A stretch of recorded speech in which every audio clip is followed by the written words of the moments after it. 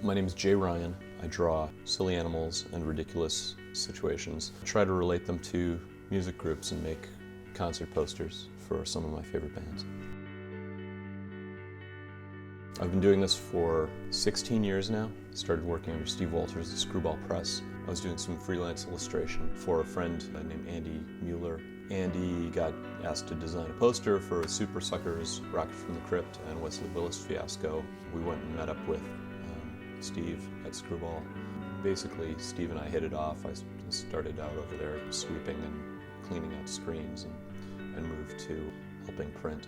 I printed Steve's work, other people's work, and my own stuff eventually. And worked with Steve for about 3 years before I opened my own shop called The Bird Machine here in luxurious downtown Skokie, Illinois.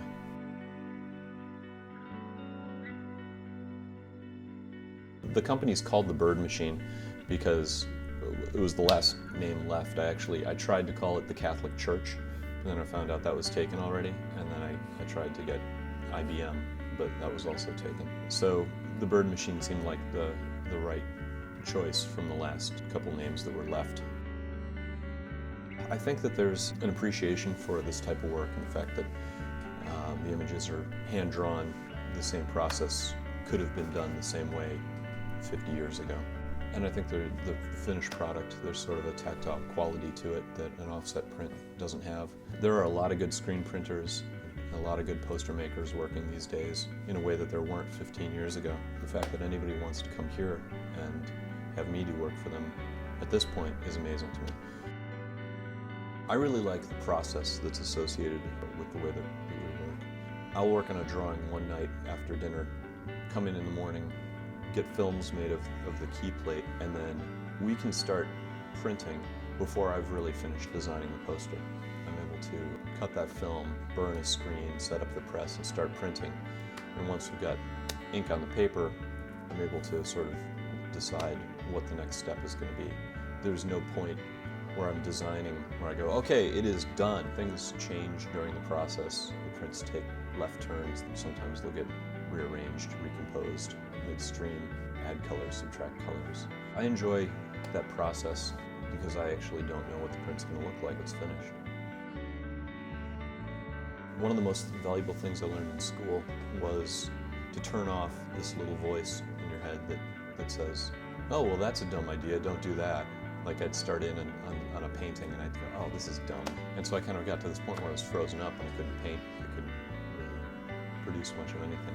And one of my professors got me to focus on quantity over quality, draw a bunch of drawings, a whole lot of work, and then only after you've got the whole body of work done, go back and try and evaluate it. That sort of approach, I think it's translated well to having bad ideas and seeing them through to the point where they're interesting. The edition size is influenced by what the print is that we're making. Most of our projects, we aim to have about 300 prints. A large, normal print run for us is 1,000. That kind of project comes up once a year. The difficulties in doing a larger run like that have to do with just physical constraints of working in a shop this size. All our papers are made from old paper by the French paper company.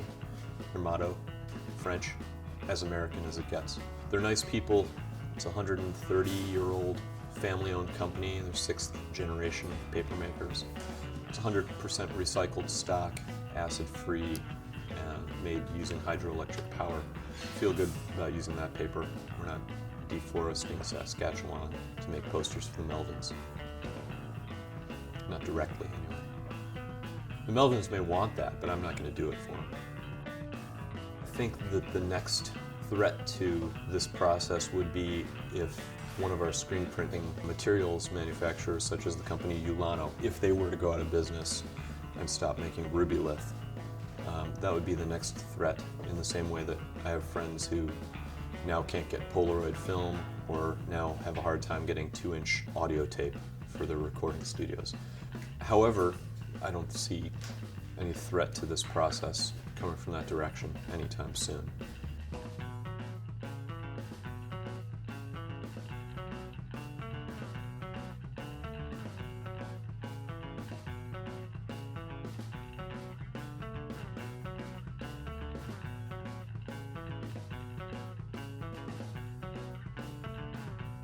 Then we put the prints on the internet, sell them, and we make dozens of dollars